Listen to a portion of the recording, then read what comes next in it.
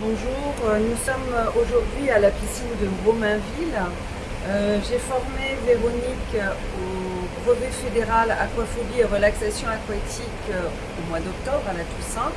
Et aujourd'hui, nous sommes en février. Nous nous retrouvons dans cette belle piscine de Romainville qui fait partie de l'agglomération Est Ensemble. Et donc, Véronique a eu l'idée de mettre en place un stage pendant ces 2 semaines de vacances scolaires. Donc dans cette piscine, un stage d'aquaphobie où elle va accueillir ce matin, et ce qu'elle fait déjà donc depuis une semaine et demie, un groupe de personnes, une dizaine de personnes qui viennent pour se libérer de leur peur dans l'eau. Alors Véronique, est-ce que tu peux me dire quelle a été déjà ta motivation à faire cette formation? Alors, j'ai toujours cherché à aider un petit peu les gens en difficulté, notamment dans le milieu scolaire, parce que j'interviens beaucoup, je fais beaucoup d'enseignement scolaire.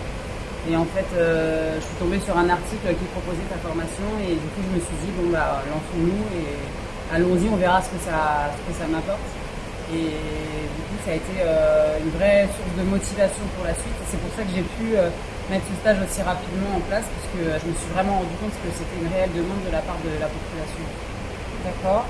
Et donc, le retour que tu en as déjà depuis cette semaine de formation, et là c'est quelques jours, comment tu te sens toi à l'intérieur et quel est le retour que ces personnes te font? Ah bah moi c'est hyper enrichissant en termes, enfin déjà au niveau professionnel et en plus au niveau personnel, c'est quelque chose c'est une vraie expérience en fait de vie. Et pour les gens, il se passe visiblement des choses, puisque c'est des gens qui venaient pas forcément à la piscine et qui ont l'envie maintenant aujourd'hui de continuer. Il y a vraiment des groupes qui se sont créés, des groupes d'amis je pense, puisqu'elles sont prêtes à revenir ensemble, etc. Donc il y a vraiment des choses, des belles choses qui se passent, qui D'accord, se sont passées, qui vont continuer de se passer. d'accord. Alors en ce qui concerne la formation, pourquoi tu as choisi notre formation et donc voilà, comment c'est venu en fait, le fait de nous choisir nous? Alors, je suis tombée sur un article sur le magazine du S&P MNS et à vrai dire, j'ai commencé à chercher un petit peu, mais il y a rien d'autre en fait qui est proposé, en tout cas en région parisienne. Et du coup, je me suis lancée avec vous. Je suis pas déçue pour le coup. Et puis, honnêtement, il n'y a rien d'autre parce que même en parlant avec des collègues qui sont un peu plus âgés, qui ont fait la formation il y a des années avec le CNFPT, aujourd'hui, on a beau chercher de ce côté-là, il n'y a rien en fait. Il n'y a rien du côté de l'aquaphobie, de la relaxation aquatique. Voilà, c'est ça. Et pourtant, donc, il y a un nombre croissant, on se rend compte aujourd'hui, à partir des enfants jusqu'aux seniors, qu'il y a beaucoup de demandes dans le domaine de l'aquaphobie, qu'il y a un vrai problème. Est-ce que ça t'a apporté quelque chose aussi pour les scolaires, cette formation? Oui, énormément. C'est-à-dire qu'on revoit un petit peu les bases de notre métier. C'est-à-dire que même si on a une certaine sensibilité, je pense, certains maîtres nageurs, on est quand même trop axé sur les tests, sur la finalité en fait qu'on nous demande à la fin de réussir. Parce qu'ils sont censés avoir le test, la SSN à la fin de la sixième. Donc du coup, je pense qu'on est un peu ancré là-dessus et qu'on travaille un peu trop sur ces compétences-là et qu'on oublie un peu les bases de l'aisance aquatique. En fait, c'est vraiment la réalité, elle est là. C'est qu'il y a des enfants en fin de sixième, ils savent faire le test, mais finalement voilà, s'ils tombent d'un bateau, je ne suis pas persuadée qu'ils sachent réellement s'en sortir. Donc, et ces enfants-là, alors pour ceux qui s'en sortent le mieux, ça donne ça, mais pour ceux qu'on laisse un peu de côté, finalement, on les retrouve adultes et ils ont hyper peur de l'eau. Et pour ceux qui ne reviennent pas du tout, c'est très compliqué en fait. C'est des peurs qui sont bien ancrées et c'est compliqué quand on est adulte d'aller au-delà de tout ça, quoi. J'entends bien. Donc, ce qui voudrait dire aussi que cette formation va aussi en parallèle avec ce mouvement des anses aquatiques mis en place par le gouvernement.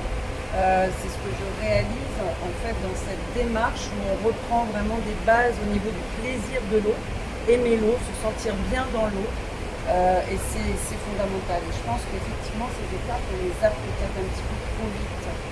Alors, s'il y avait des collègues maîtres nageurs à qui tu pourrais donner un conseil, qu'est-ce que tu leur donnerais par rapport à cette formation? Qu'est-ce que tu pourrais leur dire? Moi, je leur dirais qu'il faut foncer, en fait, il faut y aller sans se poser de questions, parce que je me dis que si on est attiré par ça, c'est qu'il y a une raison, et que le fait de se remettre dans l'eau, de vivre un stage avec toi dans l'eau pendant une semaine, d'être en pratique, en fait, des exercices que tu proposes avec les aquaphobes derrière, c'est essentiel, en fait, parce qu'on oublie un petit peu, comme je disais, on oublie un petit peu les bases de notre métier, et le fait de se remettre dans l'eau, en fait, on retrouve l'élément eau, et on se retrouve avec des sensations qu'on avait un peu oubliées. Et on se dit que finalement la base elle est là et enfin, c'est hyper important. Faut pas avoir peur de se lancer en fait. C'est vraiment y aller et se dire que c'est. Enfin, on en ressort grandi en fait. Personnellement et professionnellement, on a vraiment une vision. Et puis après, le petit bonhomme fait son chemin parce qu'on en parle avec les gens autour de nous, on en parle avec nos collègues, avec les équipes. Il y a vraiment de belles choses qui se passent autour de nous et c'est vraiment. C'est une vraie expérience de vie, je leur dis, et moi je souhaite à tout le monde de le faire et il faut y aller, il ne faut pas se poser de questions. Et au niveau du financement, comment ça s'est passé pour toi? Je sais que si tu veux nous parler de ton agglomération et la possibilité qu'ils t'ont donnée peut-être à financer cette formation, ça s'est passé difficilement ou pas? Très honnêtement, j'ai rencontré aucune difficulté pour me faire financer la formation.